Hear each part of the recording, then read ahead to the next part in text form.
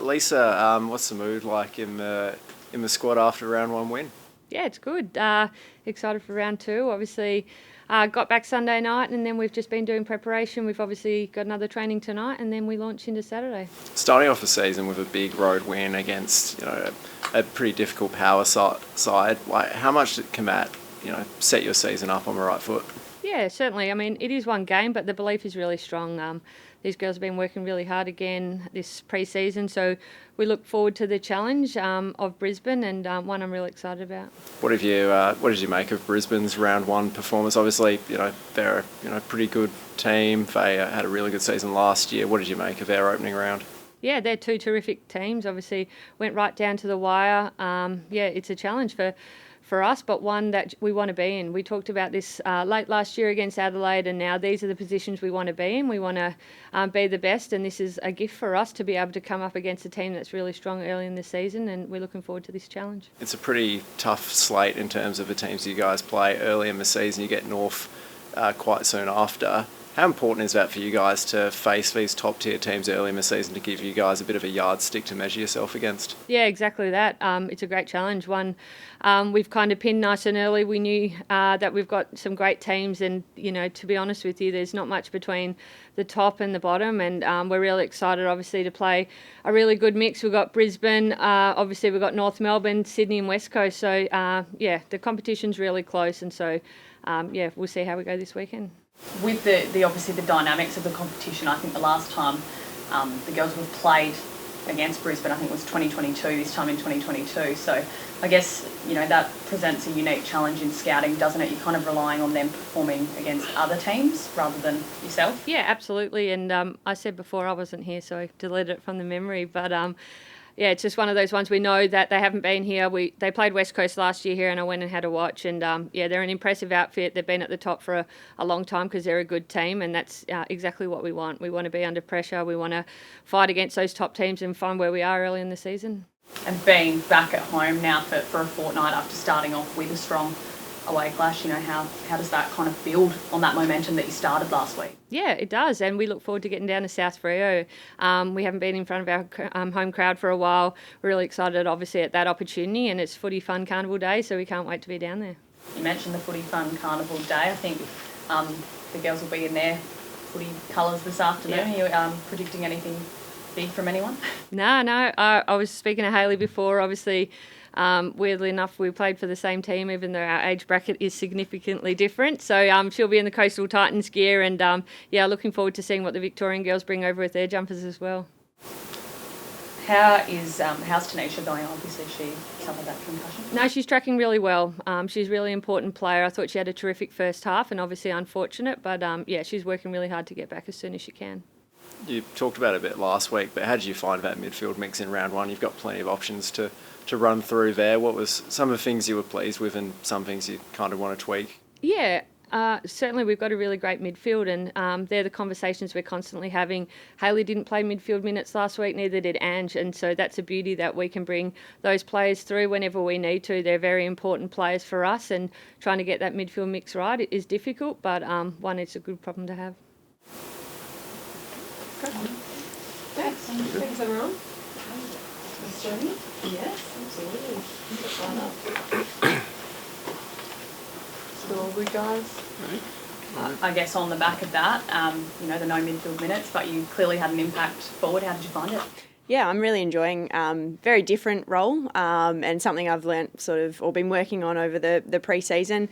I always used to be really jealous of the forwards when I was training as a mid, when they got to kick goals, and they always looked like they're having a heap of fun down there. So to be in that mix, having a lot of fun at training, and it's kind of like being a kid again sometimes. I'm loving it. But wherever Webby wants me to play, I'm obviously going to do that, and whether that's through the midfield or up forward. Obviously, I was able to get on the end of a few on the weekend, which was really pleasing, but it's been so fun to work with our forwards group this year, and when we're making strides forward and you can see where the improvement is coming each week, I think for me as a leader, that's it's really pleasing, and it's really enjoyable to watch those girls flourish as well. Obviously, you've been around the group for a couple of years now. This group now, where does that kind of sit in terms of, groups that you've played with in the past? It seems like probably, arguably just one of the strongest as of recent. Yeah, definitely. I think skills-wise, across all lines, it is probably the strongest team that we've had. And, when... we've got such a strong midfield and so many players that can go through there that you're kind of looking at it, and I looked at it over the off-season and going, okay, well, where am I going to fit into that sort of mix? Am I going to play a bit more midfielder? Am I going to play forward?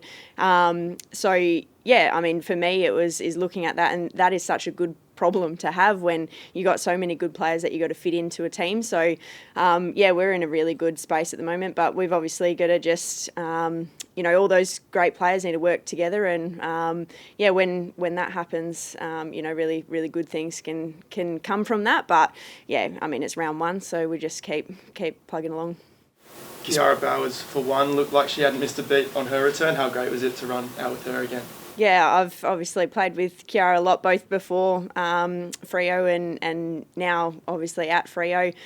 For her to be back out there, she didn't look like she missed any football at all. So you always know what you're going to get from her, and that has not wavered at all. Any time that I've ever pulled on the jumper with her, and she just kind of brings this calm and this belief into the team when she's out there. So it was awesome to have her back. You obviously spent a bit of time forward last year. How do you think your forward craft has kind of developed over the past year or so? Yeah, I think probably a little bit different this year, having trained a little bit more as a forward. I think previous years I've played a little bit sort of, 5 minutes here or there, but trained mostly as a mid, whereas this pre-season I've been able to train a bit more as a forward. There's certainly a craft to it, and I watch football differently now. I think through the men's season I was starting to watch the forwards and how they went about it. It's kind of brought this new love of footy and learning the game from a different lens. You got to watch vision a little bit differently from behind the goals rather than just sort of what's happening on the broadcast sort of screen. So, it's been a challenge to learn a different way of playing footy and whatnot, but I'm really enjoying the challenge. Is there anything in terms of how you go about things inside 50 that you maybe struggled with at the start, but now you feel really comfortable with? Yeah, I think, with my speed, I'd like the ball out in front and to be in a lot of space, but you don't always get that in the forward line, and it would be lovely to get the ball kicked to you absolutely perfectly every time, but being a midfielder, I know that is extremely difficult to do. So I think understanding the situations that the mids are in, or whoever it is kicking the ball in, and where the ball is likely to go. I think, obviously contested-wise in the air, I got some improvements to make still there, and that's something I'll continue to work on. But it's again been such a great challenge. Do you think having that midfield experience of being able to understand, where the mids are coming from, and if it does, spray a little bit, that you can kind of understand why and actually not get frustrated and just move on a bit easier? Yeah, definitely. Especially, when it's either a quick kick out of that midfield, knowing where that ball's going. And defenders generally do it really well. I think as a forward, you're kind of like, okay, where am I going to get the next score from? And sometimes that puts you out of position a little bit because you're trying to get into space on your own. But defenders often sit line of the ball. And for me, it's just been learning that sometimes when that quick kick comes out, you've got to be where that ball's going to land. When they've got a little bit more time and space, then we've obviously worked on our structures and how we want to move the ball from that mid-forward connection, and that makes it a little bit, I suppose, easier for us as forwards to put the ball where we want it to go. It's just different situations when it's coming out of the mids or off the back line of where the ball is likely to go, and being there and ready. And being back at home as well must be special. It has been, as Lisa mentioned, it's been a while since you've played in front of home fans. Yeah, definitely. It was a elimination final last time we were playing in front of home fans, and that was pretty special in that moment. So to have our Freo fans back down at Freo Oval, it's going to be fantastic. Hopefully the weather holds off and it's a really great day out. Does seeing, I guess, the position that the men's side is in, does that kind of drive that hunger to get back to that kind of final success for yourself? Yeah, definitely. I think, they've obviously had a fantastic season, as they're in a pretty, I wouldn't say scary position, because I'm sure that they feel pretty confident that they're able to sort of execute when it comes to game day for them. But it goes to show that you need to make the most of every opportunity that comes your way. And we certainly are absolutely rooting for them and hope they have a fantastic game as well.